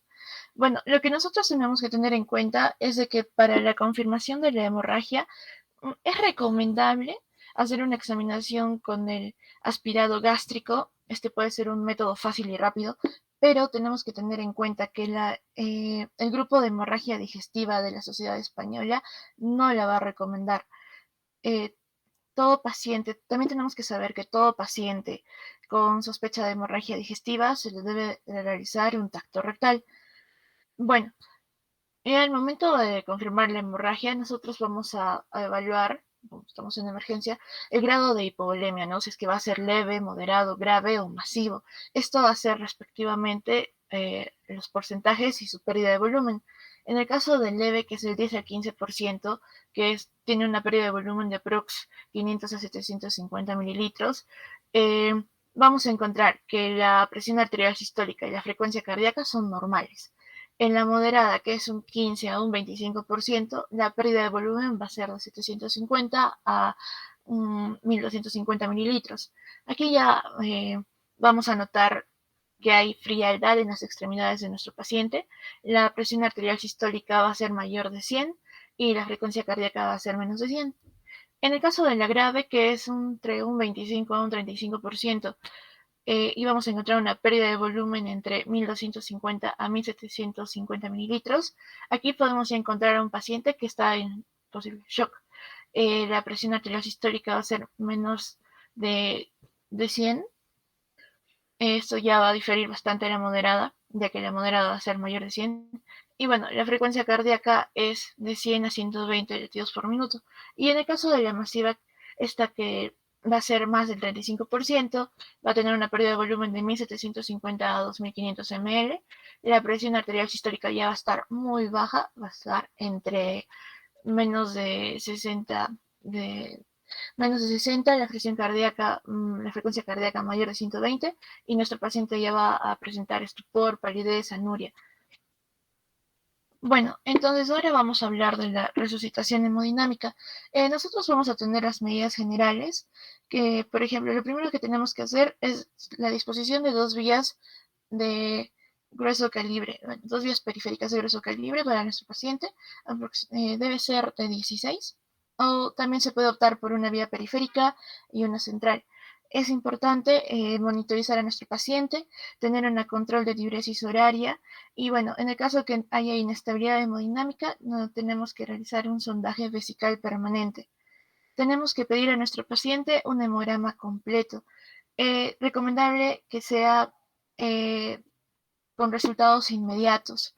También tenemos que tener bioquímica general, específicamente con urea, siempre hay que pedir coagulación, también la gasometría venosa y pruebas cruzadas por si es que nuestro paciente necesita sangre, ¿no? También tenemos que pedir radiografía de tórax, electrocardiograma, porque para descartar si es que es una hemorragia digestiva aguda y también confirmar si es que hay sospechas, ¿no?, de alguna patología respiratoria o cardiovascular. Tenemos que tener también pruebas cruzadas y reserva de unidades de Matías y valorar la transfusión. Bueno, si es que hay una hemorragia digestiva grave, el paciente debe ser ingresado a UCI. Ahora hablemos de la reposición de la bulimia y la transfusión de Matías. Bueno, respecto a la reposición de la bulimia, ¿qué es lo importante? Tenemos que iniciar con cristaloides, con suero fisiológico, o también recomendable que se pueda usar solución láctica de Ringer. Tiene que ser esto a un ritmo adecuado. ¿Para qué? Para que evitemos la hipoperfusión, ¿no? Nuestro objetivo es importante que la presión arterial sistólica sea mayor de 90 milímetros de mercurio. Y bueno, en el caso de que sea una hemorragia digestiva alta por varices esofágicas, tenemos que tener en cuenta que no es recomendable continuar la administración de volumen si es que la presión arterial es mayor de 90. ¿Por qué? Para poder evitar el aumento de la presión portal. Y bueno, en el caso de la transfusión de hematíes, si es que nuestro paciente tiene una hemorragia masiva y también está en shock, tenemos que administrar con los cristaloides. Bueno, si es que la hemoglobina está inferior a 7 gramos por decilitro, el objetivo va a ser que esté entre 7 a 9 gramos por decilitro. Bueno, va a haber la excepción, es importante resaltar de que, bueno, si es que tenemos pacientes ancianos o enfermos con alguna patología cardiovascular o respiratoria, en este caso, ahí debemos de tener en cuenta si es que va a ser en niveles menores de 9 gramos por decilitro. Ahora, en pacientes, ¿qué se va a hacer con los pacientes que están anticoagulados? Ahí tenemos que individualizar a nuestro paciente, hay que valorar los riesgos hemorrágicos y trombóticos. Bueno, es importante resaltar de que se va a reiniciar la anticoagulación una vez conseguida la hemostasia. Antes de las primeras 48 horas en los pacientes de alto riesgo y antes del 7º día en los demás pacientes. Y en el caso de los pacientes con antiagregación plaquetaria, tiene que ser de reinicio precoz antes de las 72 horas. Es importante que aquí resaltar de que si el riesgo de complicación cardiovascular es mayor que el riesgo de resangrado, tenemos que analizar eso. Bueno, el reinicio inmediato si en la endoscopía no hay estigmas de riesgo hemorrágico. Y bueno, en pacientes con doble antiagregación o que van a tener un stent farmacoactivo, tenemos que mantener una dosis baja de aspirina y suspender el clopidogrel el menor tiempo posible. Y bueno, en todos los casos es importante resaltar que se tiene que utilizar inhibidores de bombas de protones de mantenimiento. Ahora vamos a continuar con la hemorragia digestiva alta. Bueno, continuando con parte de la exposición, les hablaré acerca de hemorragias altas no varicosas, ¿no? Primero hablaremos acerca de las etiologías. Dentro de estas tenemos el ulcus péptico, gástrico o duodenal, o hace referencia a las úlceras pépticas. Después de esta tenemos las lesiones agudas de la mucosa gastroduodenal, como por ejemplo las esofagitis pépticas, el síndrome de Mallory-Weill, que viene a ser básicamente un desgarro de la mucosa gástrica, gastroesofágica. Erosiones de la hernia hiatal, como por ejemplo la úlcera de Cameron, que es la que podemos observar en la imagen. Después de esto también sospechar de neoplasias esofágicas a nivel gástrico o a nivel duodenal. También pensar en las lesiones vasculares, dentro de las cuales tenemos las lesiones de Duel-Lafoy, angiodisplasias, el síndrome de Rendu-Osler-Weber, como por ejemplo también pseudosantomas elásticos y malformaciones arteriovenosas. También pensar en las fístulas aortoentéricas, ¿no? Por ejemplo, en pacientes portadores de injertos vascular aórticos, en caso de que se presente también aneurismas aórticos o algún tipo de cuerpo extraño, como por ejemplo sospechar de tumores. También otra etiología es el hemococcus pancreaticus, que básicamente viene a ser un sangrado a nivel del conducto de Wirth. También pensar en la hemobilia, que se presentan en caso de fístulas bilioentéricas, cuando el paciente ha sufrido algún tipo de traumatismo o algún tipo de biopsia hepática o de una neoplasia. Siguiente, por favor. Ya, en caso del diagnóstico, básicamente primero preguntarle al paciente los antecedentes, ¿no? Si ha tenido episodios previos de hemorragias digestivas altas o el consumo de fármacos, que es muy común, ¿no? Que predispongan al sangrado. Dentro de estos, los que más sobresalen, como ya conocemos, son los AINES, los corticoides, o que el paciente esté consumiendo anticoagulantes o algún tipo de antiagregante. También preguntarle al paciente si el consumo de alcohol o tabaco, que también predisponen al sangrado. Otro punto importante son los síntomas digestivos previos. El paciente básicamente va a hacer referencia de que presenta epigastralgias o malestar abdominal, en caso de que presente pirosis o náuseas y vómitos, o algún tipo de disfagia o regurgitación también nos va a llamar la atención. Que el paciente también esté sometido a situaciones de estrés, como por ejemplo quemaduras, traumatismos cráneoencefálicos, en caso de sepsis o broncoaspiraciones. Dentro de la exploración física, al paciente debemos constatar los signos vitales, que se encuentre hemodinámicamente estable, el estado de la volemia, el nivel de la conciencia y descartar algún tipo de complicaciones que pueda tener. Como por ejemplo que presente el vientre en tabla, ¿no? Cuando estemos sospechando de una irritación peritoneal. Además de esto, debemos indicarle una endoscopía digestiva al paciente de modo diagnóstico terapéutico dentro de las 12 a 24 primeras horas. Siguiente, por favor. El tratamiento básicamente se divide en tres etapas, ¿no? Que vienen a ser el preendoscópico, el endoscópico y el posendoscópico. En el preendoscópico se le realiza al paciente la inoculación de diferentes fármacos, dentro de los cuales tenemos los inhibidores de bomba de protones, ¿no? Dentro del cual el más utilizado es el omeprazol, que se lo da en bolo de 80 miligramos, seguido de perfusión de 8 miligramos por hora, disuelto en cloruro de sodio al 9%. También se le da al paciente procinéticos, ¿no? Y tener cuidado con algún tipo de contraindicación que pueda presentar el paciente. También tenemos que valorar la indicación de esto en caso de hemorragias graves o aspirados hemáticos en el paciente, ¿no? Lo que se recomienda el uso de procinético es la eritromicina. En 250 miligramos lo administramos 30 a 120 minutos antes de la endoscopia, ¿no? Siguiente, por favor. En el caso de la endoscopía digestiva alta, ya en el proceso propiamente dicho, lo ideal es realizarlo las primeras horas, como les mencioné, ¿no? De 12 a 24 horas, con un ayuno previo de 6 horas. Y es urgente cuando existe una inestabilidad hemodinámica en el paciente. Debemos tener al paciente monitorizado en todo momento.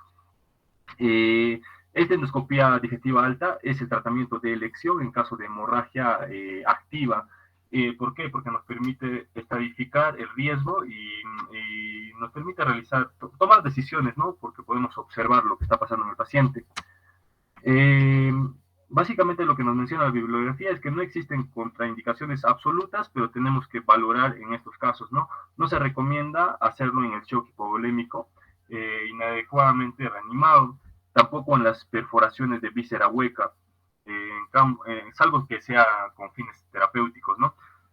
Tampoco en aneurismas disecantes de aorta o subluxaciones atloaxoideas, y se debe tener especial precaución en pacientes que tengan un tipo de infarto agudo de miocardio revascularizado. Siguiente, por favor. En el caso de tratamiento farmacológico post-endoscópico, lo que debemos valorar es que úlceras con riesgo de sangrado que estén dentro del FORES 1A hacia el 2B, que el 1A, que como ya sabemos es un sangrado en Y tipo arterial, y el 2B, que ya es un coágulo adherido, ¿no? Debemos realizar este tratamiento, que es una perfusión con inhibidores de bomba de protones durante las primeras 72 horas, y luego valorar darle bolos también de inhibidores de bomba de protones, pero en menor dosis, ¿no? De 40 miligramos durante 12 horas, o podemos valorarlo de 40 a 80 miligramos durante 12 horas. En cambio, si las úlceras con bajo riesgo de sangrado que se encuentren dentro del FORES 12, que viene a ser una mancha hemática, al tipo 3, que ya es una base con fibrina, debemos iniciar una inmediata dieta oral con inhibidores de bomba de protones. Podemos elegir darle omeprazol, 20 miligramos cada 24, o esomeprazol o lansoprazol, los diferentes inhibidores de bomba de protones, ¿no? Nos da diferentes variantes. El destino del paciente básicamente va a depender de la estabilización de este. Debemos mantenerlo hemodinámicamente estable, y depende, ¿no? Depende de su buena tolerancia oral y cómo está cómo esté evolucionando el paciente. Depende de eso, si ingresa a UCI o no. Siguiente, por favor. Ya. En la hemorragia digestiva alta asociada a hipertensión portal, primero evaluamos la etiología, ¿no? La etiología básicamente son las siguientes: las varices esofágicas, las varices gástricas, las gastropatías portales hipertensivas. Básicamente realizamos lo mismo, ¿no? Primero, en el diagnóstico, preguntamos los antecedentes al paciente, si es un paciente hepatópata que presente varices esofágicas gástricas conocidas, o que sea un paciente alcohólico crónico, ¿no? Después de eso realizamos una exploración física, y lo que logramos visualizar pueden ser estigmas de hepatopatía crónica o algún tipo de hipertensión portal, las arañas vasculares, circulación colateral, que el paciente presente ginecomastia, pérdida de vello corporal, ictericia, ascitis o hepatoesplenomegalia o flapping. Debemos realizarle también una endoscopía precoz durante las primeras 12 horas. Normalmente las características de la hemorragia van a hacer que el paciente presente vómitos de sangre roja, como se le conoce, ¿no? En escopetazo, que son de manera abundante y de manera repentina, los cuales frecuentemente van a causar la inestabilidad hemodinámica en el paciente. Siguiente, por favor. El tratamiento en este caso es el tratamiento preendoscópico, va a ser la inoculación de somatostatina, ¿no? Es un bolo inicial de 0,25 miligramos, seguidos de una infusión de 0,25 miligramos por hora. Y esto lo realizamos conjuntamente con 250 miligramos de cloruro de sodio al 9% en 12 horas, y lo hacemos durante 5 días. Si no hay algún tipo de hemostasia, debemos doblar la dosis y asociarle terlipresina.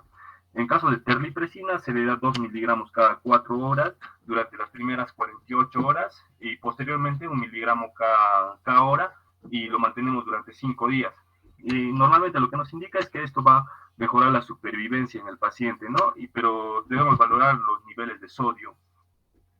También debemos darle una profilaxis de infección bacteriana, ¿no? En este caso elegimos la ceftriaxoma 1 gramo cada 24 horas. Y si hay alergia, variamos, ¿no? También debemos realizar la profilaxis de encefalopatía hepática, enemas de lactulosa cada 6 u 8 horas debemos realizarlo, y con todos los fármacos que le damos debemos prevenir un fallo renal agudo también, ¿no? Siguiente, por favor. Ya. En el caso de la endoscopía, como ya les mencioné, ¿no? Es una endoscopía precoz, las 24 primeras horas, preferentemente las 12. Y luego se realiza una ligadura con bandas elásticas, depende de lo que se observa. En el tratamiento de rescate, ya también lo que se realiza es un taponamiento con tubos de globo de Schenstacken o Blackmore, o los de Linton Nachas. O también podemos realizar una implantación de férulas metálicas autoexpandibles intraesofágicas. También se realiza la derivación portosistémica intrahepática transyugular. En caso de la profilaxis secundaria, le podemos dar también beta bloqueantes no selectivos, dentro de los cuales se prefiere dar el propanolol o el carvedilol. Primero se inicia con dosis bajas, ¿no? Manteniendo que los latidos por minuto no sean menor a 55. Y luego ya, como les mencioné, la ligadura con bandas elásticas. Y el destino del paciente también debe mantenerse en unidades, que mantengan hemodinámicamente al paciente estable, ¿no? Y evaluarlo al paciente si es que necesita ingresar a UCI o si el manejo es muy difícil, lo ingresamos a UCI. Siguiente, por favor. Ya. En caso de hemorragias digestivas bajas, siguiente, por favor. Primero evaluamos también la etiología, ¿no? En el caso de que sean desencadenados por fisuras anales, sangrados hemorroidales, divertículos intestinales, que vienen a ser los casos, la etiología más frecuente en ancianos, lesiones vasculares, que también es frecuente en ancianos, tumores, que por la misma edad es frecuente en ancianos, enfermedades inflamatorias, este es más frecuente en jóvenes, y también las colitis infecciosas, que también es frecuente en jóvenes, ¿no? Evaluamos la etiología de las hemorragias digestivas bajas, y después, siguiente, por favor. Preguntamos los antecedentes al paciente, ¿no? La edad, que es muy importante, la presencia de coagulopatías, enfermedades o factores de riesgo cardiovascular, si el paciente está consumiendo algún tipo de fármaco, como ya lo hemos mencionado en un principio, ¿no? Los AINES, o algún tipo de antiagregante o anticoagulante, o si ha sido sometido a alguna cirugía previa, como una polipectomía. Siguiente, por favor. Bueno, continuando con la exposición, es importante tener en cuenta el diagnóstico diferencial entre una hemorragia digestiva alta y una hemorragia digestiva baja. Este cuadro nos va a resumir lo más importante, ya que la presentación de la hemorragia digestiva alta va a ser hematemesis y omelena, en la hemorragia digestiva baja la hematoquesia. En la hemorragia digestiva alta va a haber dispepsia, un cortejo vegetativo ¿qué es el cortejo vegetativo? Bueno, es la aparición de náuseas, vómitos, sudoraciones, que nos va a orientar de alguna forma a un cuadro de infarto. Bueno, también en la hemorragia digestiva alta se puede el aspirado nasogástrico va a ser sanguinolento. Bueno, los sonidos intestinales van a ser hiperactivos. Ha habido un error en el cuadro. La urea plasmática va a estar elevada. Va a ser esta mayor de 100. Y bueno, en la hemorragia digestiva baja, el aspirado nasogástrico va a ser claro. Los sonidos intestinales van a ser normales. La urea plasmática va a estar normal. Y el consciente ureacreatinina va a ser menor de 100. Bueno, las características de la hemorragia digestiva baja, estas van a ser de sangre de color rojo vivo y estas van a recubrir las heces tras la defecación. Puede haber goteo o puede haber manchas. Si es que es por esto, puede ser por un origen anorrectal. En el caso de que la sangre sea de color rojo oscuro o granate, esta va a estar mezclada con las heces. Y como único componente de la defecación, esta nos va a indicar un posible origen no hemorroidal. Recordemos que la etiología más común son las fisuras y los hemorroides. Bueno, en el caso de los pacientes con hemorragia digestiva baja grave, que esto es lo que más nos va a importar, si es que hay inestabilidad, ¿qué es lo que se recomienda? Se recomienda realizar una endoscopía alta.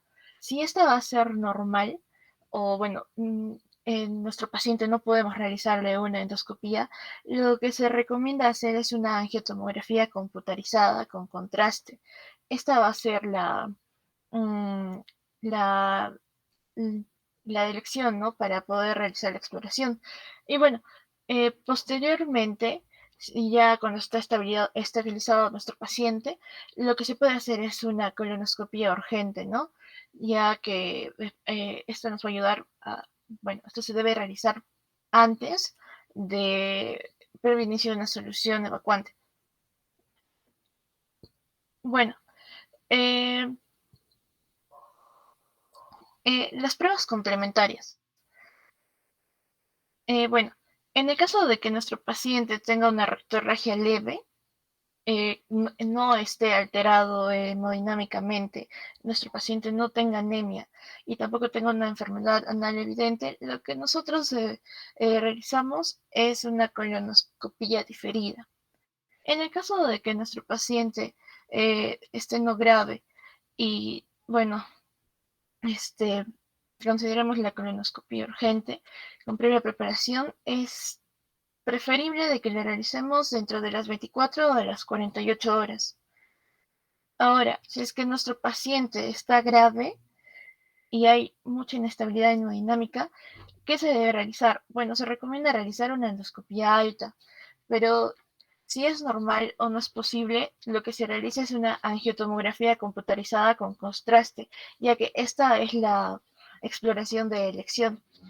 Luego, cuando nuestro paciente ya está estabilizado, se va a realizar una colonoscopía urgente. Bueno, en el tratamiento, bueno, tenemos la embolización selectiva. Esta la vamos a realizar mediante arteriografía en pacientes con inestabilidad hemodinámica. El tratamiento endoscópico se le va a dar, se le va a dar al paciente una inyección de adrenalina de 1 10.000 o de 1 20.000, coagulación con argón plasma y bueno, todo depende de la técnica, se va a escoger, depende del paciente. Va a haber técnicas mecánicas como clips, bandas elásticas, endoloops. También es importante que en la presencia de alteraciones de la coagulación se va a preferir un sistema más mecánico, ¿no? Y bueno, también todo depende de la experiencia del endoscopista. Y bueno, en el tratamiento quirúrgico se va a utilizar exclusivamente la terapia de rescate cuando la hemorragia no puede ser controlada o cuando conjunto con el tratamiento endoscópico y angiográfico. Bueno, es importante tener en cuenta que la decisión debe ser individualizada respecto a cómo está nuestro paciente, ¿no? Y también respecto a la etiología del sangrado.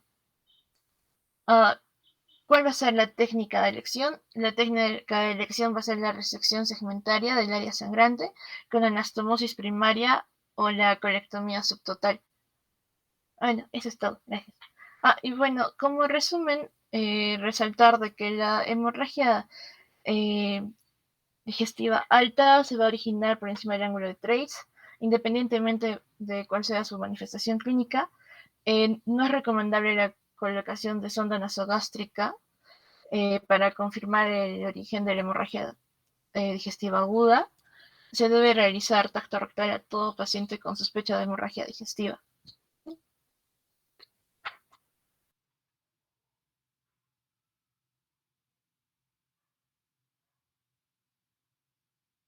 Bien, me parece que es la última diapositiva, ¿verdad? Sí, doctor. Ok, a ver, vamos a hacer algunas preguntas para ver quiénes han estado atentos. Se van a considerar las participaciones en las rondas de preguntas luego de la exposición para la nota de práctica, ¿sí?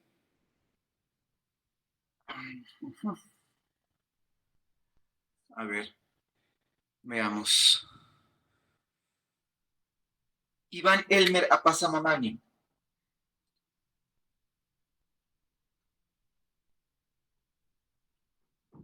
¿Está, no está o consideramos como falta?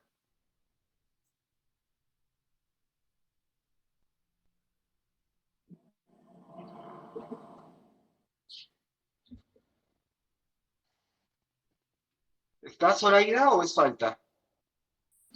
Doctor, estaba en clases, pero creo que tiene problema. Le voy a abrir el WhatsApp, doctor, porque no está ahorita.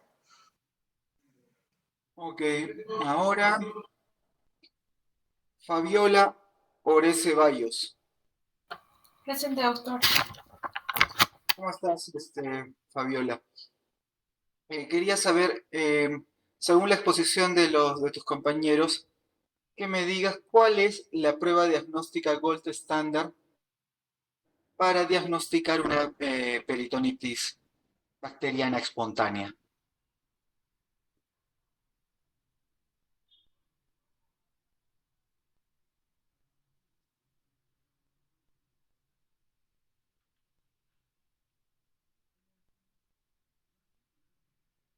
Doctor, bueno, sería netamente la evaluación del líquido mediante una paracentesis. Ok, esa es la manera, ¿no? Muy bien. A ver,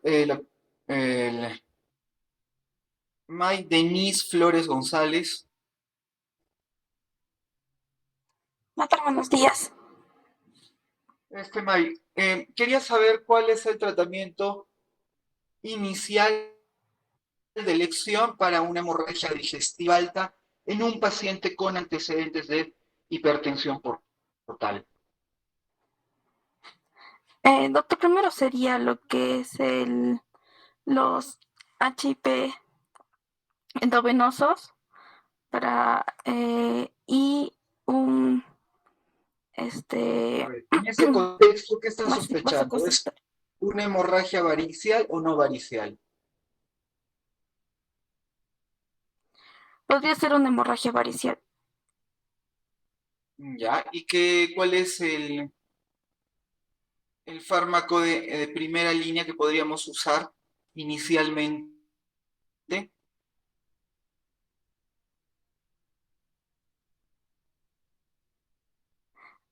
Doctor, podríamos elegir lo que es un IBP, un fluidoterapia tendríamos que darle al paciente y A ver, bueno, vamos con podríamos otra. utilizar. Maricielo Garay.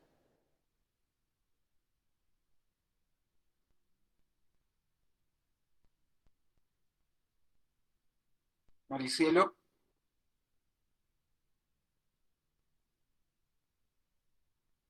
Tampoco está Maricielo. Ok.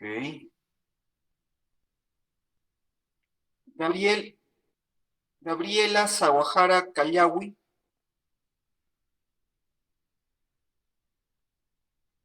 Doctor, Sauraura. presente, ¿me escucha? Sí, tú eres Gabriela Sauraura. Sauraura, doctor. Gabriel, doctor. Sí. Sí, ¿Aló? doctor. Ya. No me escucho bien, doctor. Sí.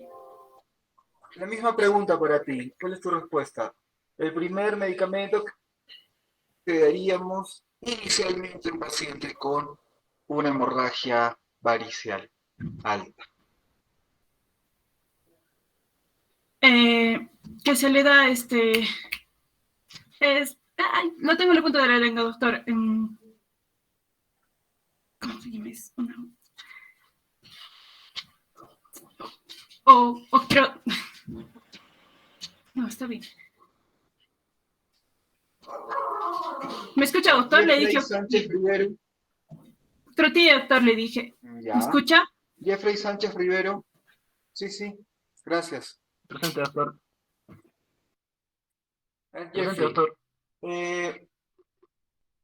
cuando nosotros estamos evaluando un paciente con una encefalopatía hepática, de acuerdo a la exposición de tus compañeros, ¿qué grados de encefalopatía hepática deben permanecer en observación de emergencia?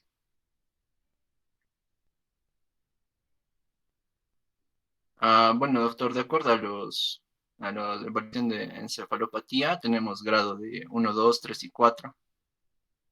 Los grados 1 y 2 son los que revierten siempre con tratamiento médico y los grados 3 y 4 son refractarios al tratamiento. Estos grados 3 y 4 son los que deben estar en observación hospitalaria. Muy bien. A ver, vamos con... Ivana Pasa no está, ¿verdad?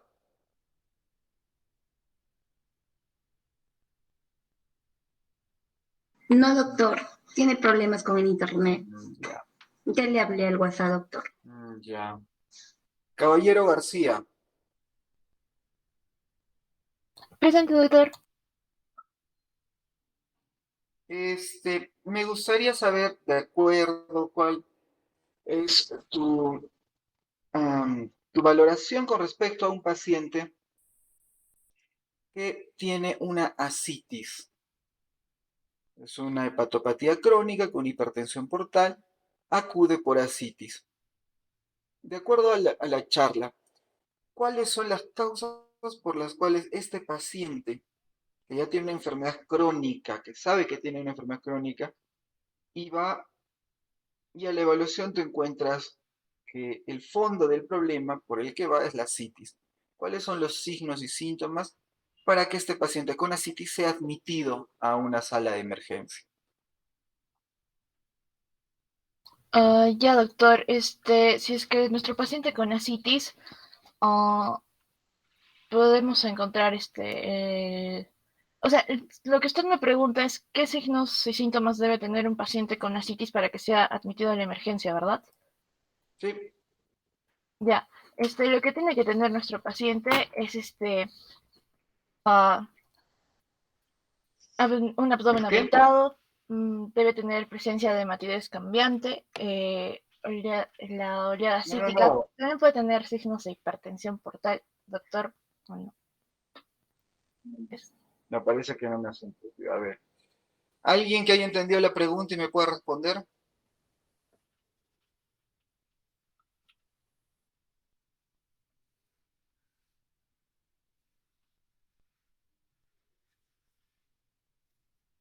Manuel Zúñiga Caballero.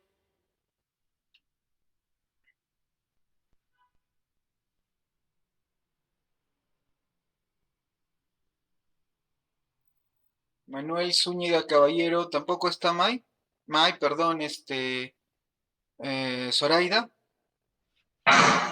No, doctor. Algunos, doctor, tienen clases a las 11 de práctica, doctor. Bueno. Entonces culminamos la clase. Que tengan buen día. Gracias, doctor. Buen día. Un buen día, doctor. Gracias.